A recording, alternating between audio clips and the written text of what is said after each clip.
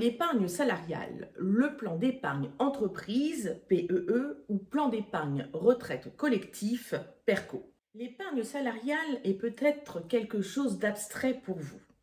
Elle est mise en place par le chef d'entreprise pour ses salariés et pour lui-même. Je vais ici vous expliquer que l'épargne salariale est surtout l'occasion de se constituer un capital.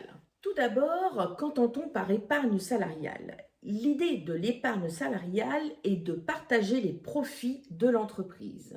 Elle peut prendre deux formes, l'intéressement et la participation. L'intéressement est un dispositif mis en place pour motiver les salariés.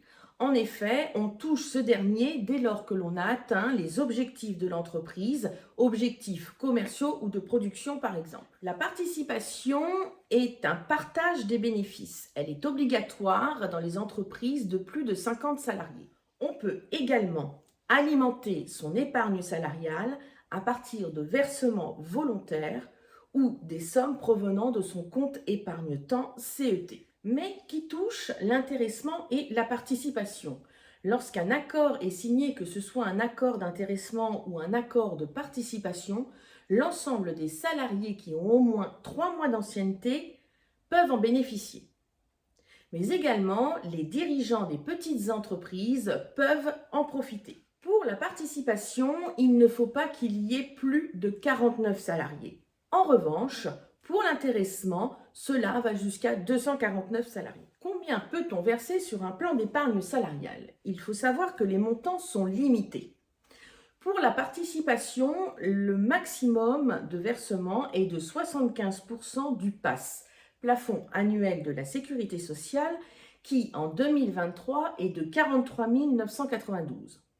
Donc cela correspond à une belle somme puisqu'il s'agit d'environ 30 000 euros. Le plafond de versement pour l'intéressement est également de 75% du PAS, donc cette même somme de 30 000 euros. Les versements volontaires sont quant à eux limités à 25% de votre rémunération annuelle brute. Votre entreprise peut aussi rajouter un bonus à ce que vous versez, c'est ce que l'on appelle l'abondement.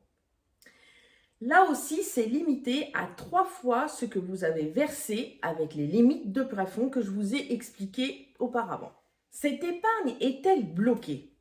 Vous pouvez soit toucher, soit épargner ces sommes. Si vous les placez sur un PEE, alors ces sommes sont bloquées pendant 5 ans, mais il existe de nombreux cas de demande de déblocage anticipé.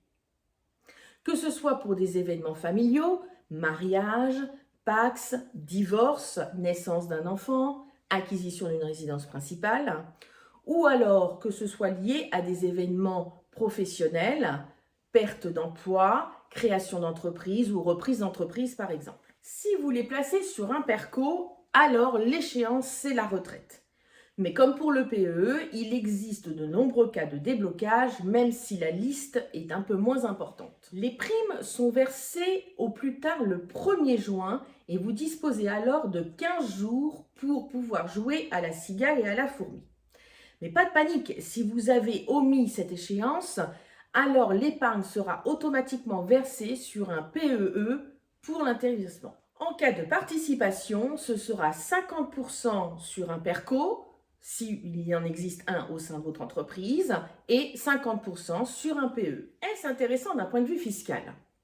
Si vous touchez les sommes d'intéressement ou de participation, alors elles sont imposées comme des salaires. Mais si vous les versez sur un PE, ces dernières seront exonérées d'impôts, mais attention, pas des prélèvements sociaux. Si vous les versez sur un PERCO, c'est un peu plus compliqué. Avec la loi Pacte, vous pouvez déduire vos versements volontaires de vos revenus imposables. Mais la rente ou la sortie en capital, alors, seront imposables. De plus, le traitement sera différent si les sommes proviennent de la participation ou de l'intéressement, avec une possibilité d'exonération pour les sorties en capital et un impôt allégé pour les sorties en rente. Attention, dans tous les cas, les prélèvements sociaux seront dus. Ce qu'il faut retenir, c'est que l'épargne salariale est un dispositif gagnant-gagnant. En effet, sur le plan fiscal, il est aussi intéressant pour les salariés que pour le chef d'entreprise.